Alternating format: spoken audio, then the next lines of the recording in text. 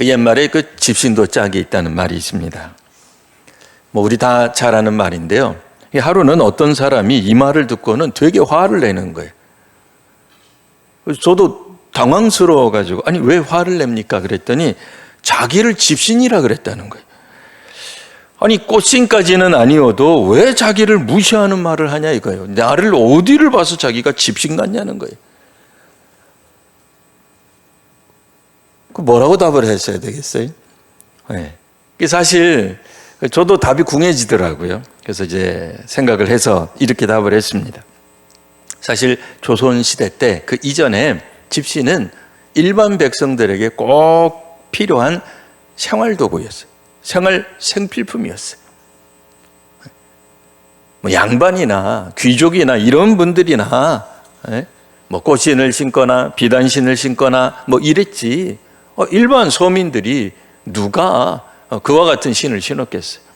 그러니 집신이라고 하는 것은 형편없는 별 볼 일 없는 아무도 거들떠 안 보는 그런 신이 아니라 사실은 모든 수많은 사람들이 쓰던 신입니다. 그랬더니 이분이 얼굴이 살짝 펴지더라고요. 그 다음에 원래 이 말의 뜻이 있죠. 아무리 보잘것없어도 짝이 있습니다. 이제 그 뜻이 아니겠어요? 그러니까 보잘것이 없어도라는 얘기지 보잘것 없다라는 말은 아니거든요. 그래서 나를 존중해 주는 사람이 있기 마련입니다. 사실 이 말은 모든 사람들에게 다 적용되는 말이죠. 우리 스스로는 나는 참 이런 것들이 부족해, 저런 것들이 부족해 이런 생각합니다. 그러면 또 이렇게 말하는 분도 있을 거예요.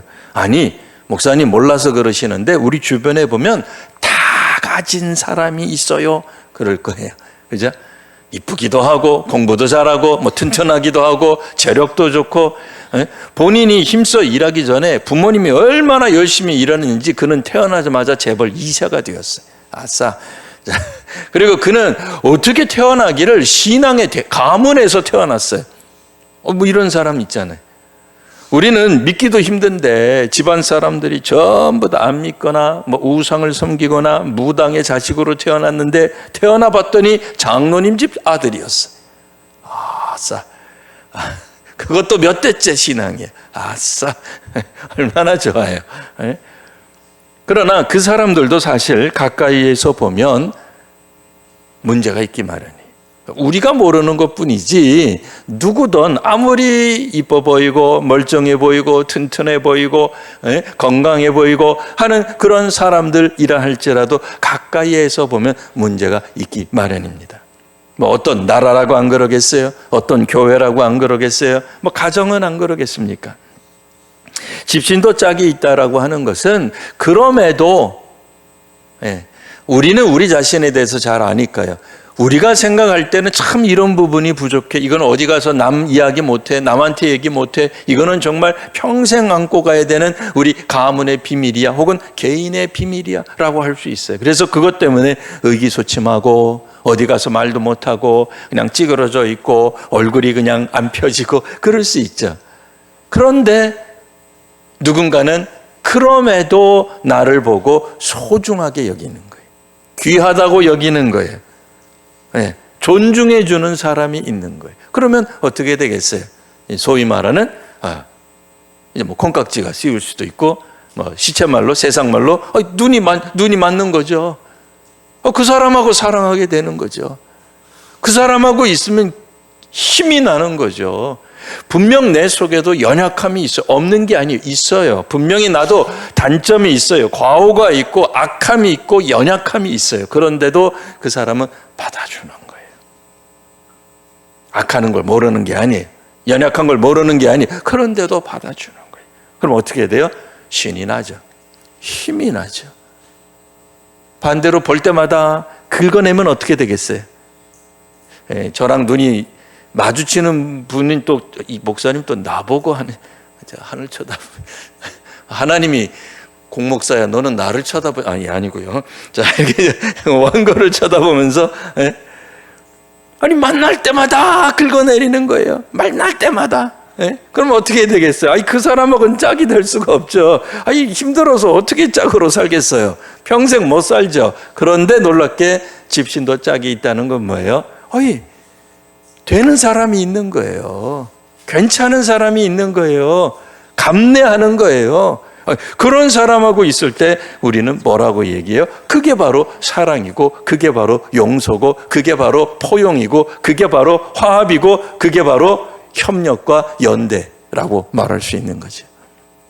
자, 오늘 기도하는 사람에 대한 권면을 잠깐 하려고 합니다. 물론 제 이야기는 아니고 사도 바울을 통해 조금 더 명확하게 설명하면 하나님께서 바울을 통해 하신 그 메시지를 가지고 21세기 오늘 우리 한국교회 아니고 우리 신구모 교회의 이야기를 하려고 합니다. 그렇죠? 제가 어디 가서 다른 교회 성도들 들으라고 설교를 하겠어요? 지금 우리 교회 성도들에게 주시는 하나님의 말씀으로 하는 거예요. 자, 그런데 이제 제목부터가 심상치 않습니다. 제목이 뭐라고 되어 있어요? 기도하는 사람을 위한 권면. 근데 교회에서는 기도하는 사람 그러면 누구를 떠올립니까? 권사님이 저하고 눈이 마주쳤어요. 그죠? 권사님은 아니라고 애써서 부정하는데 제 눈에는 마주쳤어요. 자, 교회에서 기도하는 사람은 보통 누구를 뜻해요? 그렇죠, 권사님. 물론 이제 우리 모두가 다 기도해요. 그러나 이상하게 이제 교회에서는 특별히 한국 교회에서만큼은 기도하는 사람 그럼 누구예요? 권사님이에요. 그럼 이건 권사님에게만 하는 권면이냐? 아니죠. 집신도 짝이 있다는 게 모든 사람을 위한 권면이듯이 사실은 모든 성도들을 위한 권면이기도 합니다. 그러면서도 또한 실제로는 기도하는 사람에게 집중되어 있는 건 맞아요. 그래서 오늘은 특별히 기도하는 사람들을 위한 권면, 우리 성경 구절로 치면은 2장 1절에서 4절, 읽기는 7절까지 읽었습니다만 1절에서 4절 내용을 중심으로 말씀을 한번 살펴보려고 합니다. 사도 바울이 오늘 서신서는 제자 디모데에게 보낸 편지 글로 되어 있습니다. 자, 바울은 이 편지에서 교회가 무엇을 해야 하는지, 그래야 교회가 교회다움을 유지할 수 있는지를 먼저 말하고 있습니다. 이게 뭐겠어요? 교회는 먼저 기도하는 공동체가 되어야 한다라고 하는 겁니다. 실상 2000년 전을 떠올려 보면 사실 우리가 2000년 전 상상하기 쉽지 않습니다만, 유대인들도 아니고 일반적으로 이방인 교회라고 생각한다면 이방인들은 유대인들만큼 제사, 예배 이런 것들을 조금 강조하기는 어려웠을 듯 싶어요. 이방인 그리스도인이라고서 예배를 안 드렸다, 그런 얘기는 아니에요. 그러나 유대인으로서 그리스도인 된 사람들에 비하면 예배, 제사 이런 것들이 조금 와닿기보다는 확실히 교회는 기도가 우선된다. 이게 맞는 것 같아요. 확실히 교회는, 그 말은 오늘날 우리들에게도 동일해요. 교회는 먼저 기도하고 있어야 돼요. 특별히 오늘 본문에 보면 모든 사람과 높은 지위에 있는 사람들을 위해 기도합시다, 기도해라 이렇게 얘기를 합니다. 이것도 곰곰이 생각해 보면 이 참 쉽지 않은 명령이다 라는 생각을 해보게 됩니다. 오늘날 우리 대한민국에서는 여하간 말도 많고 탈도 많고 그렇다고는 하지만 예전에 70년대 80년대 그때는 여의도 같은 데서 대부흥 집회를 했어요. 많은 한국교회 젊은이들 혹은 권사님들, 장로님들이 모여가지고 기도하고 막 그랬어요. 심지어 우리 한국은 물론 다른 나라 몇 나라들도 그걸 하고는 있습니다만 국회 조찬 기도회를 한다든지 대통령을 모시고 한다든지 이런 것들을 해요. 그래서 이 높은 분을 위한 기도 그러면은 우리는 어떤 생각이 들어요? 거부감이 별로 없어요. 해야죠. 할 수 있죠. 대통령을 위해서, 나라님을 위해서, 옛날 같으면 사또를 위해서 얼마든지 기도할 수 있죠. 그런데 2000년 전 바울이 이 이야기를 썼을 때에 그때 당시 시대 상황을 우리가 다시 한번 타임머신 타고 거꾸로 올라가면 어떻겠어요? 누가 지배하던, 어느 나라가 지배하던 시대였어요? 로마가 지배하던 시대예요. 대부분 예수 믿는 사람, 물론 로마, 순수 로마인 중에서도 예수 믿는 사람들이 없었던 거 아니에요. 있었어요. 하지만 우리가 알고 있듯이 바울이 로마를 향한 선교 여행을 떠난다. 그건 뭐겠어요? 그 이전에는 로마 출신으로 누구도 안 믿었다. 그런 얘기는 아니지만 적어도 우리가 사도행전을 통해서 알고 있는 내용은 뭐예요? 복음이 유대와 예루살렘, 유대, 사마리아 땅끝까지 점점 확산되어 간다라고 하는 것 아니겠습니까? 자, 그러니 우리가 유대 땅에서부터 예루살렘, 유대, 그리고 사마리아, 그 다음에 이방 땅으로 조금씩 나아간다라고 생각한다면 이때 당시에 디모데가 섬겼던 교회, 명시적으로 꼭 어디 이렇게 말하기는 어려워도 그 교회가 어디겠어요? 이방인 그리스도인, 이방인 성도들이 모여있는 교회. 이들 중에는 물론 순수하게 로마 사람도 있겠으나 혹 로마 시민권만 가진 사람도 있었을 것이고, 바울도 그랬으니까요. 로마 시민권을 가진 사람도 있을 것이고, 실제로 그분들의 출신, 민족 출신은 어디냐? 그러면 로마가 아닌 경우도 왕왕 있었다 이거예요. 이 사람들이 생각할 때는 지금 로마가 다스리는 시대. 요즘 젊은이들이 자꾸 잘 말하는 표현을 빌리면 점령군이에요. 식민지 하는 나라에. 근데 그 나라 사람, 그러니까 그 시대에 우리가 언어로 바꾸면 황제를 위해서 기도합시다. 그 얘기거든요. 로마 황제를 위해서. 여러분 갈등 안 생기세요? 아니, 그 시대, 우리 2000년 전 사람, 대한민국 사람 아니에요, 지금. 2000년 전 사람이에요. 유대인이에요. 수많은 이방인, 로마에 의해서 속박당하고 있는 수많은 그 이방인 중 하나예요. 하나님 은혜를 주셔서 우리가 예수를 믿기는 했는데 교회에 모여가지고 기도를 하기는 하는데 바울이 디모데에게 권면한 내용이 뭐예요? 오늘 임금들과 높은 지위에 있는, 당시 임금들과 높은 지위에 있는 사람들은 다 로마 사람 아니면 친로마파예요. 우리식으로 말하면 다 친일파 아니면 일본, 앞잡이 이런 사람들이에요. 우리가 연산군을 위해서도 기도할 수 있다 이거예요. 그죠? 왜? 어쨌든 조선의 임금님이니까. 근데 일본, 또 그 설교 시간이라서 그 과격한 용어는 안 쓰는 걸 양해하고 들으세요.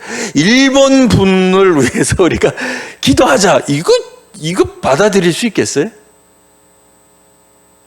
문자적으로 우리가 그대로 적용하면 일제치하에 있는 한국교회, 그러니까 문자적으로 적용한 거지 일제치하에 있던 목사님들이 이렇게 설교했다는 건 전혀 아닙니다. 그 뜻은 전혀 아닙니다. 그러니까 잘 새겨서 들으세요. 그러니까 우리식으로 변환한 것뿐입니다. 일제치하의 조선교회가 말을 하기를 일본 천황을 위해서 기도합시다. 이거 될 얘기예요? 가능해요? 권사님들 어떠세요? 가능해요? 근데 하라는 거 아니에요. 다시 이제 돌아온 겁니다. 당시에 살던 사람들이 느꼈던 느낌은, 그러니까 제가 그걸 표현을 못해서 지금 일제치하의 조선교회로 이렇게 뒤바꾼 거예요. 네. 다시 한번 말씀드리면 일제시하의 조선교회 목사님들이 일본에 있는 천황 위해서 기도하고 그렇게 안 했어요. 그러니까 너무 걱정하지 마세요. 저 친일파도 아니고 그렇게 설교하지도 않습니다.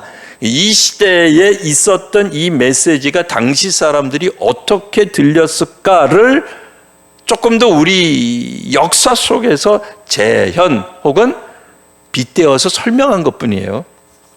근데 당시 사람들 정말 그렇게 들었다 그 얘기예요. 왜요? 로마 제국의 식민지 백성이었거든요. 로마인 같으면요 쉽죠. 근데 로마인은 예수 믿기가 쉽지가 않았어요. 왜요? 그들 자신들은 우상을 섬기고 있었기 때문에 그래요. 그것도 상당한 자부심을 가지고 로마의 신들을 섬겼기 때문에 그들이 로마 신들을 버리고 예수 그리스도를 믿는다는 건 정말 어려운 일이었어요. 그리고 그런 사람들은 보통 일반 교회를 잘 못 나갔을 거예요. 왜요? 우리라도 걱정돼서, 우리 그런 사람이 교인으로 온다 그러면, 오늘은 권사님 댁에서 모였는데 다음에 저 집사님 댁에서 모입시다. 대신 그 집사한테는 어디서 모인다는 거 얘기하지 맙시다 했을 거예요. 그죠? 우리 어디서 모이는 걸 얘기하면 이거 얼마나 걱정되겠어요. 저 사람 순도 100% 로마 사람인데, 에? 오늘은 저러고 나하고 밥 먹고 뭐 해호 하면서 하다가 아니 기분 나쁘다고 왜 나보고 집신이라고 기분 나쁘다고 팽 돌아서면, 에? 데살로니가 있는 어느 교회 어느 지점에서 다음 주에 모입니다 라고 고발하면 그냥 끝나는 거 아니에요. 우리 그거 어떻게 얘기하겠어요? 믿음이 가요? 쉽지 않아요. 그러니까 일반적으로 이방인 그리스도인 로마인 순도 100% 쉽지 않았어요. 아니, 안 믿었다는 게 아닙니다. 다시 한번 말씀드리지만 믿습니다. 네, 그분들도 믿었고 나중에 수백 년이 흘러서 로마가 아예 기독교 국가가 되기도 합니다. 그런데 지금 이 성경이 쓰여졌을 당시만 하더라도 로마 사람들이 우후죽순 구름대처럼 믿고 절대로 아닙니다. 그렇지 않습니다. 네. 한 마을에 한 명, 그것도 흔치 않았을 거예요. 그런 시절에 사도 바울이 이야기하기를 모든 사람을 위하여 기도하나, 그것까지는 1절까지는 괜찮아요. 2절은 뭐예요? 임금들과 높은 지위에 있는 사람들을 위하여 기도하라. 쉽지 않았을 것입니다. 그래서 혹자들은 이렇게 이야기합니다. 바울이 이렇게 이야기한 것은 마치 어용 종교가 되라는 것처럼 들립니다. 그래서 교회를 박해하는 걸 어떻게든 피해보려고 하는 얕은 수가 아니겠습니까? 그러다 보니 기독교는 지금도 어용 종교가 되고 있어요 라고 해석할런지도 모릅니다. 그러나 이 해석은 맞지 않습니다. 단순히 종교적 자유를 얻기 위해 정치적 수단으로 기도의 퍼포먼스를 하라고 한 것이 아닙니다. 그러니까 대중 앞에서 사람들 많이 모이는 광화문이나 여의도, 지금은 여의도에서 못 모입니다만 여의도 같은 데서 국가 임금님, 대통령을 위해서 기도하는 기독교의 모습을 보여줌으로써 저들은 반란 세력이 아니라 나라를 위하는 그런 좋은 집단이구나라고 하는 그런 정치적 쇼를 하라는 게 아니에요. 그러면 어떤 의미겠습니까?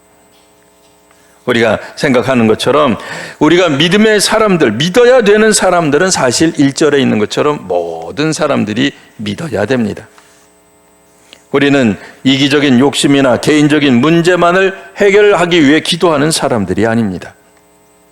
우리가 기도하는 이 순간에도 세상에는 수많은 영혼들이 주님을 알지 못하고 방황하고 있습니다. 그래서 먼저 바울은 모든 사람을 위해 기도하라고 권면하는 것입니다. 두 번째로는 높은 지위, 그러니까 오늘의 핵심이죠. 높은 지위에 있는 사람들 위해서도 바울은 기도하라고 권면합니다. 정말 엄청난 도전이었을 거예요. 나하고 정치색이 다른 대통령을 위해서 기도할 수 있을까? 나하고 완전히 나를 무슨 패륜 집단으로 여기는 그런 사람들을 위해서 우리 한국교회가 기도할 수 있을까? 자, 오늘 이렇게 답을 할 수 있습니다. 우리가 이렇게 기도해야 되는 이유는 모든 경건과 단정함으로 고요하고 평안한 생활을 하기 위함입니다. 이 말은 권력이 아첨하라는 말이 아니에요. 언제든 어용 세력으로 전락하라는 얘기가 아닙니다. 도리어 하나님의 평화와 질서가 이 땅에 임할 때에 성도들은 박해와 두려움 없이 경건한 삶을 살 수 있을 것입니다. 그렇기 때문에 지도자들이 변화해야 되는 거예요. 바뀌어야 되는 겁니다. 그래서 오늘날에도 이 기도는 여전히 유효합니다. 정치뿐 아니라 경제든 사회든 문화든 교육이든 각 분야의 지도자들이 내리는 결정들이 얼마나 중요하고 우리들의 삶에 직접 간접적으로 영향을 끼칩니까? 아무리 민주화된 그런 민주화가 첨단으로 나아가는 뭐 북유럽이 되었던 뭐 어디가 되었던 마찬가지입니다. 여전히 지도자들의 결정은 우리들의 삶에 상당한 영향을 끼칩니다. 때문에 사회가 안정이 되기 위해서 또 세계가 평화를 지키기 위해서는 그 지도자들이 바뀌어야 되는 거예요. 그래서 우리도 기도할 때 어떻게 기도했어요? 러시아하고 우크라이나, 러시아 푸틴을 위해서 기도하죠. 뭐 언제 우리가 뭐 만나봤습니까? 옛날 그런 기도한다 그러면 60년대 70년대 한국 교회에서 큰일 났을 거예요. 그죠? 저는 80년대부터 예수님을 믿기 시작했는데 그때도 김일성을 위해서 기도하는 거 한 번도 들어본 적이 없어요. 왜? 그렇게 기도했다가는 용공분자 난리 났을 거예요. 근데 요즘은 안 그렇더라고요. 요즘은 우리는 북에 있는 지도자들을 위해서도 기도하고 뭐 러시아 위해서도 기도하고 심지어는 이슬람 지도자들을 위해서도 기도하는 기도를 듣습니다. 실제로 우리가 그렇게 기도를 해야 돼요. 왜요? 그들이 마음을 뭐 우리식으로 말하면 좀 곱게 쓰셔야 전쟁이 하루라도 빨리 끝나잖아요. 그러니까 실제로 오늘 우리들은 지도자들을 위해서 기도하는 것을 멈춰서는 안 됩니다. 이와 같이 우리가 기도를 하는 궁극적인 이유를 4절에서는 이렇게 이야기를 했습니다. 하나님은 모든 사람이 구원을 받으며 진리를 아는 데 이르기를 원하시느니라. 아멘. 맞습니다. 모든 사람이 구원을 받으며 진리를 아는 데 이르기를 원하기 때문에 우리는 모든 사람들, 특별히 지도자들을 위해서도 기도해야 할 것입니다. 그래서 우리를 싫어하는 사람을 위해서도, 권력을 휘두르는 사람을 위해서도, 심지어는 우리를 억압하는 사람을 위해서도 우리는 기도해야 합니다. 하나님이 혹 그를 사랑하시어 구원하기를 원하시는지 우리는 알 수 없습니다. 다만 모든 사람들이 우리 주님의 복음을 받기를 위해서 우리는 간절히 기도할 뿐입니다. 오늘 우리가 기도하는 삶은 그리스도인 또한 초대교회에 있어서 굉장히 중요한 사명 중에 하나였습니다. 오늘부터 우리의 기도의 지경을 넓혀가시기를 바랍니다. 나와 내 가족의 문제, 내 교회만의 문제, 우리 구역만의 문제를 위해서 기도하셨다면 이제는 조금 더 시야를 넓혀서 모든 사람을 향해 또 지도자들을 향해 오늘 같은 경우에는 외국인 근로자들을 위해 또한 기도하는 우리 성도님들이 되시기를 바랍니다. 특별히 나와는 정반대편에 서 있는 사람들 쉽지 않죠. 내가 원하는 바를 이루지 못하도록 오히려 가로막는 것 같은 사람 위해서 기도하는 거 쉽지 않죠. 바로 그 사람들을 위해서 기도의 문을, 기도의 지경을 넓혀 가실 때 주께서 우리를 통해 복음을 담대히 전파하시고 또한 기도를 통해 하나님의 놀라운 구원 역사가 일어나게 될 줄 믿습니다. 주께서 사용하시는 이 기도의 한 주간 되시기를 바랍니다.